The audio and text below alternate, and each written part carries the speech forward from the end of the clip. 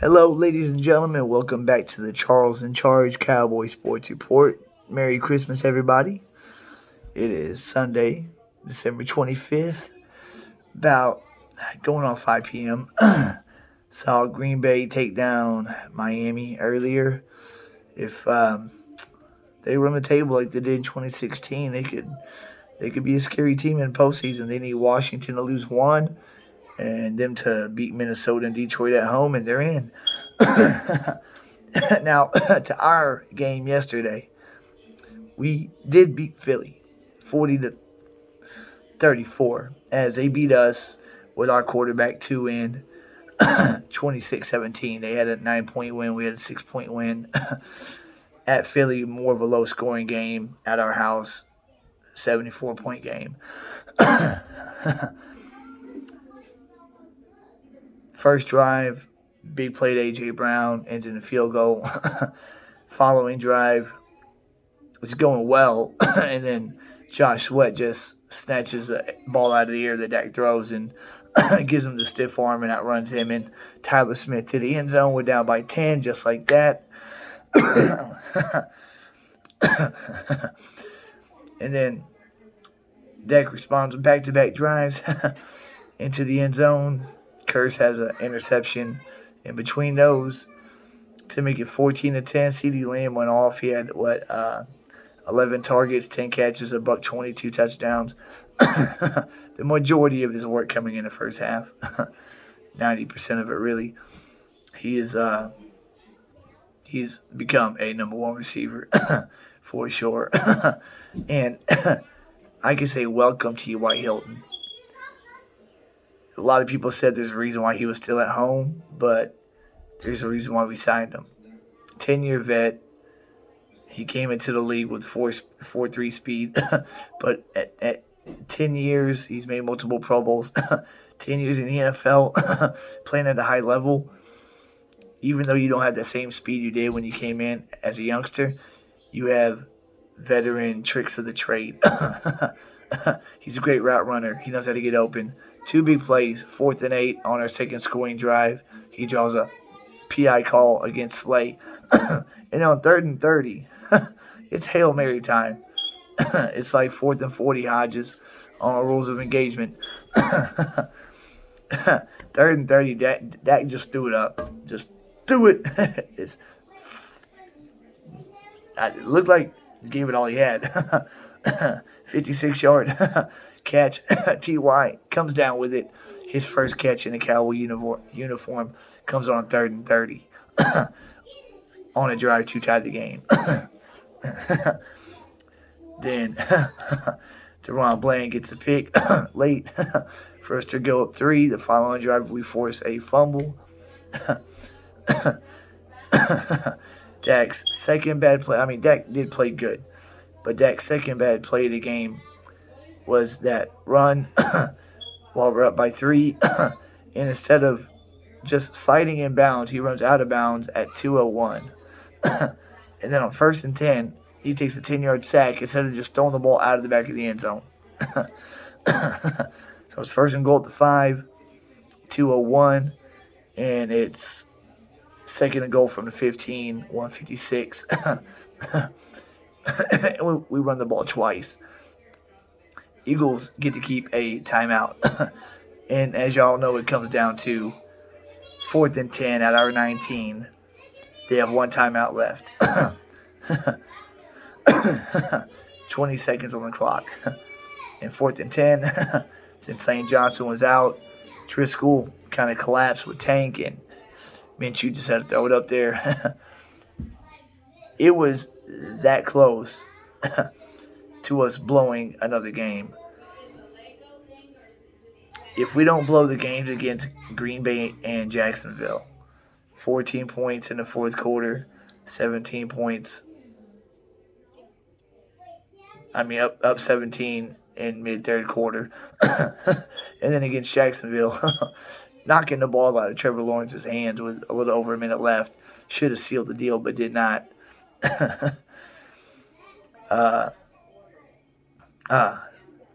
Those two games right there. If we finish those games right now, we're sitting at the number 1 seed. Difference between Philly and Dallas right now.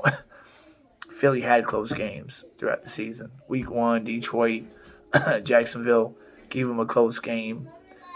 Mid-season, they were up 14-0 early on them.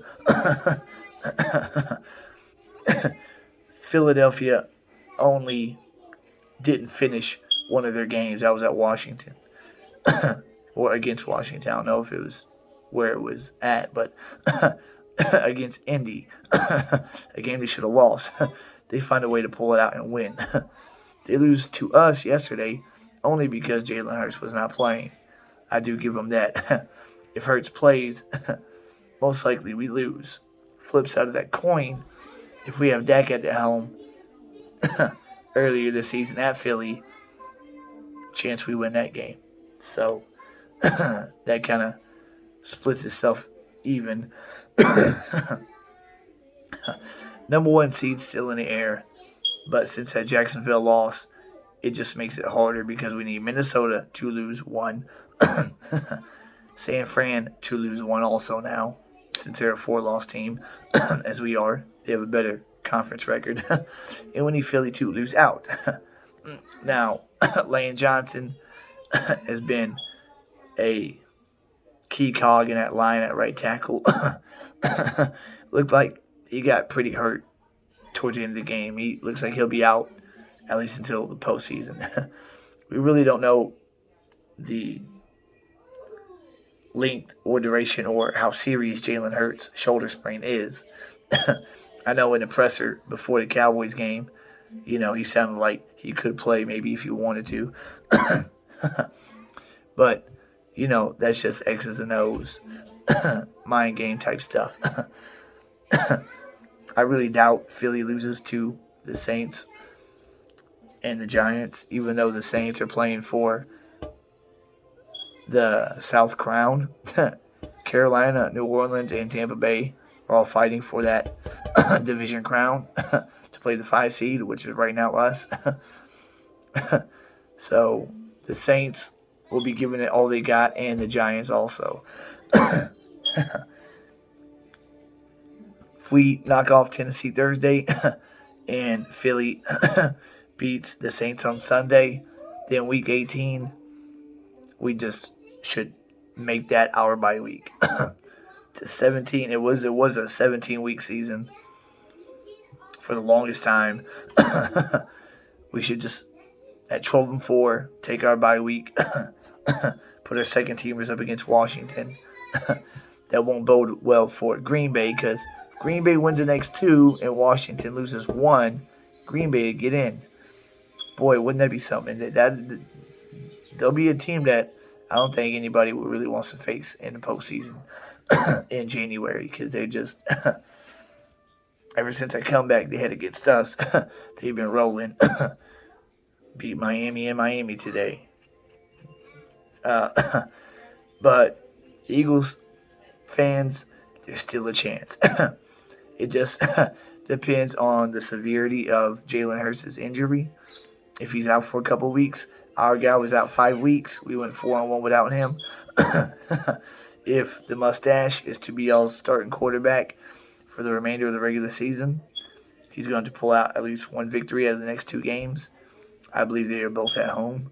But they're going to be teams clawing and fighting to get into that tournament. So it's still open. It's still open. We play our game Thursday night. If we win that, then we just sit back and we see what y'all do Saturday, what y'all look like. Y'all lost y'all's good nickel corner. Vontae Maddox, when he tackled Dak, he got a toe injury, and those toe injuries tend to linger, especially on defensive backs. I don't know if y'all remember Prime whenever he had turf toe, but that kept him out like half a season. Y'all lost Vontae Maddox, Lane Johnson, 2 big pieces on each side of the football that y'all lost. And we'll see what Hurts looks like this next Sunday. But DC Nation, we have a shot in January. It just depends on what team shows up. And Prescott can play great like he did yesterday. 347.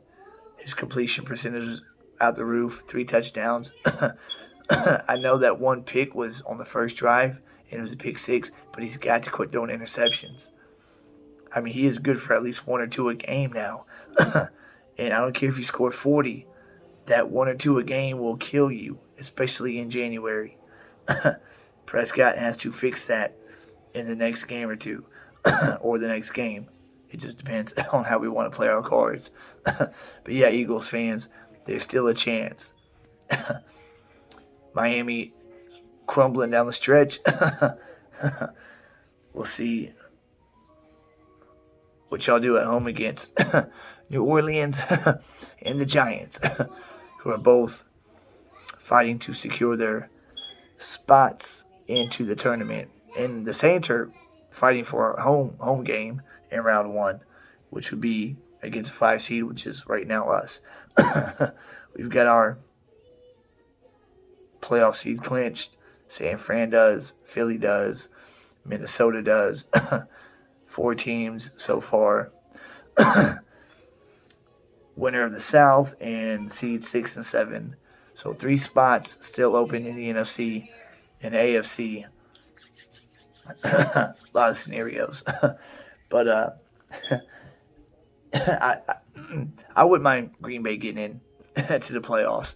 Maybe they play a hell of a game and knock off a team that's in our way, like San Fran or yours truly, Philadelphia.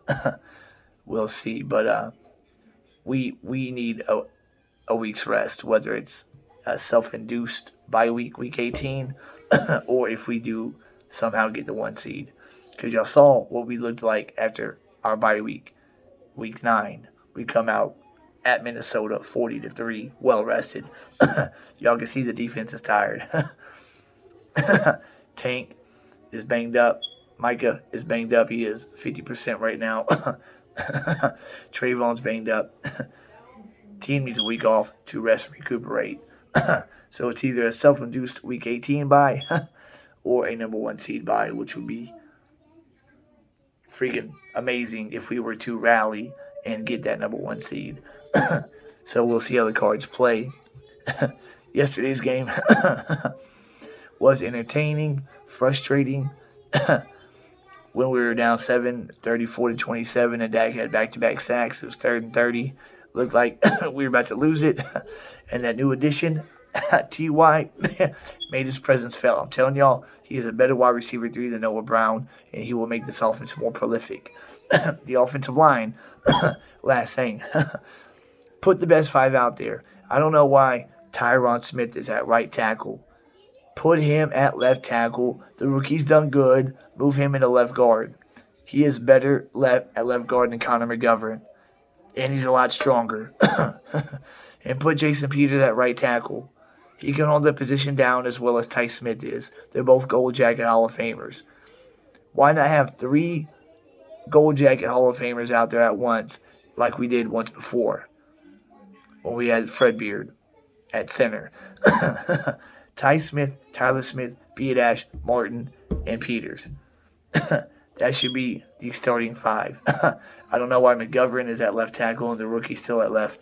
McGovern at left guard and the rookie's still at left tackle. Ty Smith should be at left tackle and the rookie into left guard.